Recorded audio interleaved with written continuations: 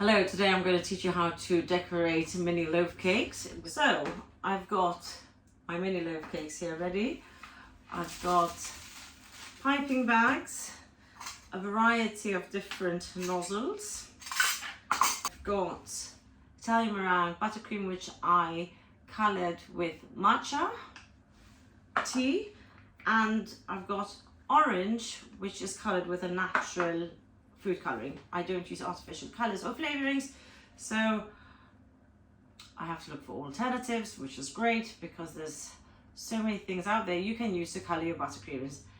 So, and this is just plain Italian meringue buttercream. That's really flavoured with vanilla extract. Let's begin. So I'm going to prepare my piping nozzle. I'm using this happens to be a Walton 6B nozzle. There you go. Very pretty. I think it's actually my favorite nozzle. One of my favorites, but definitely top two. But what you don't want to do is cut it too long and then your nozzle will fly out. Piping tip. I was told this the other day. In the US you call them piping tips. In the UK we call them piping nozzles. So anyways, piping piping nozzle. So here you go.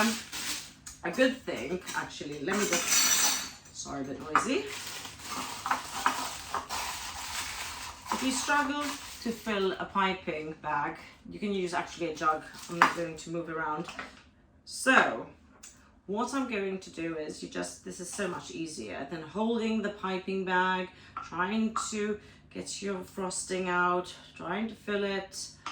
It's always good to work efficiently and comfortably. So the orange is going to be used to making pumpkins.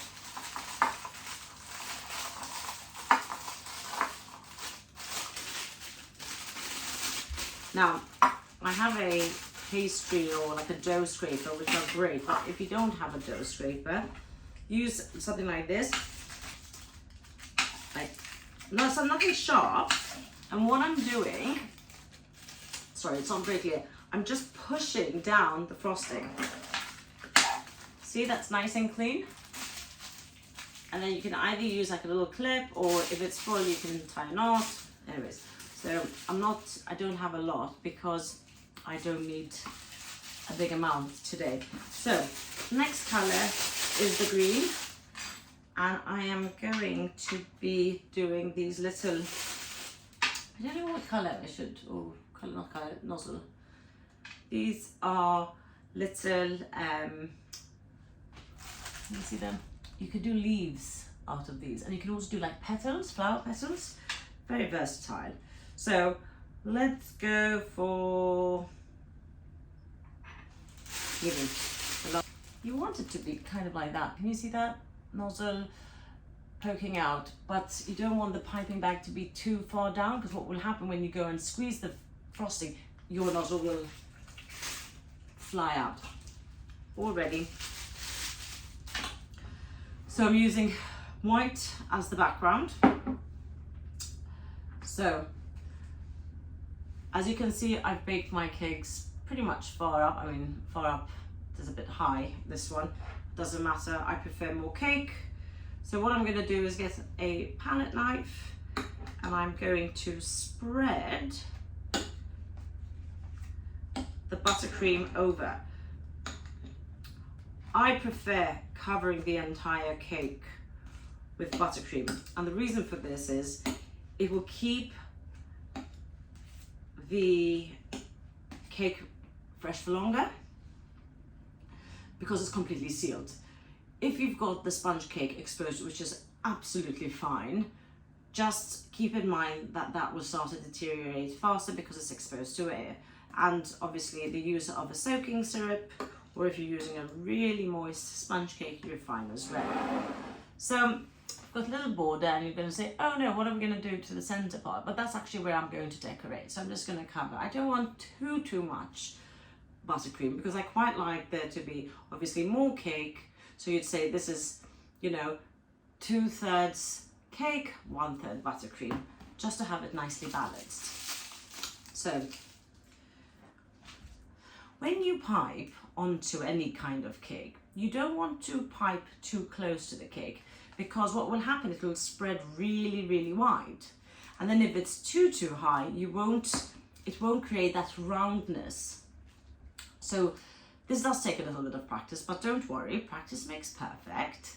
So what we'll do is we'll hold it at not too low, not too high, somewhere in the middle, see?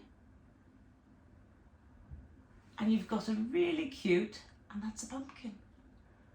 And you're still going to be able to close the lids of these. So we're going to do another one like that, and then maybe another one, a slightly larger one.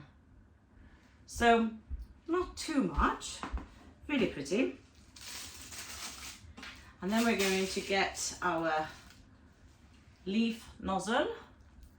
So these 2 points, when you are piping to create the leaf, you have the points facing this way down. Can you see that? Like that? Yeah. So, and this motion is difficult sometimes to explain. So what we're doing is, you're kind of going like this. You're kind of doing a sway. What that does, it creates these waves. So you've got quite a pretty leaf. Let me see if I can come a bit closer.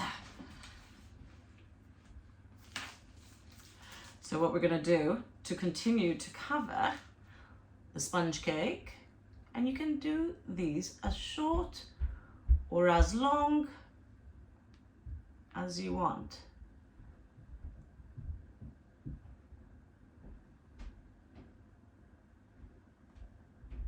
And then what we'll do is, we'll have, if you push not so hard, you can actually, even with a large nozzle like this, you can make some smaller ones. Just a couple and stop. You see how small that one is? Little one. And then we'll finish off.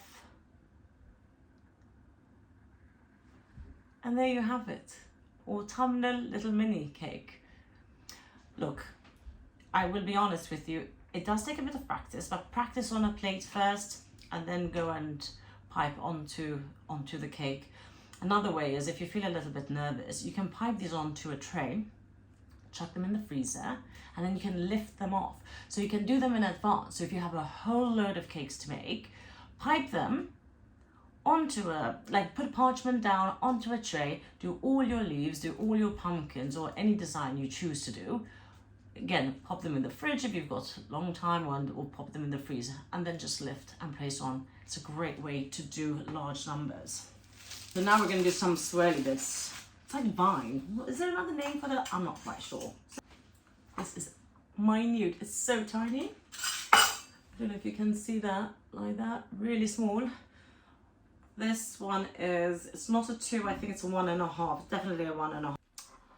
And now we're going to do some swirly little designs. It's just a little decor.